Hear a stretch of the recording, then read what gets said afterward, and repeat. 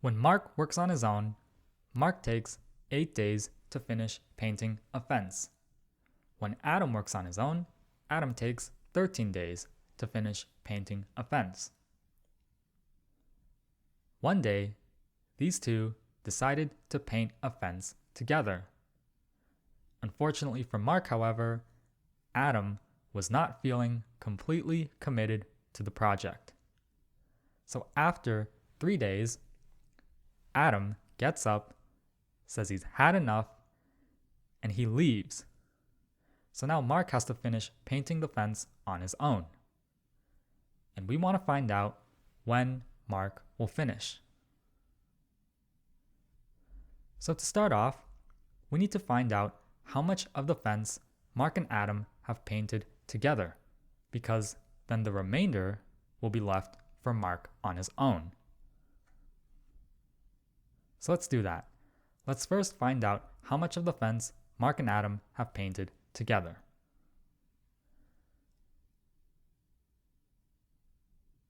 So if Mark takes 8 days to finish painting a fence, that means in 1 day, Mark paints 1/8 of a fence.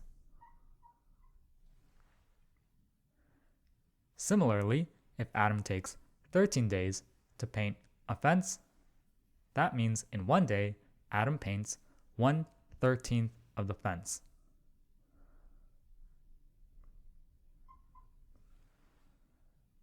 Now, since these two are working together, that means in 1 day, both of them can paint 1/8 plus 1/13 of a fence. Now this turns out to be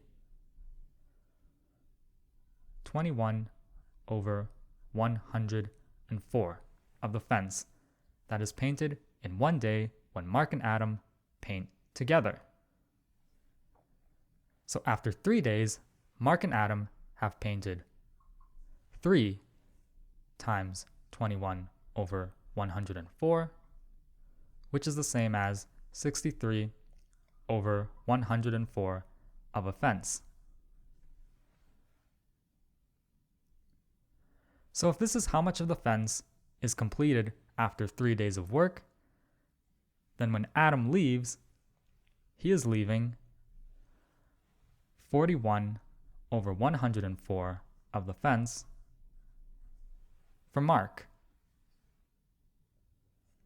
So now, let's let D be the number of days that Mark paints alone. Since Mark does 1/8 of the job every day, then we have 1/8 times D equals the amount of work left to be painted, which is 41/104. Now from here, we can solve for D, and we get that D equals 41/13, which is approximately 3.15 days that Mark will spend painting alone to finish the fence.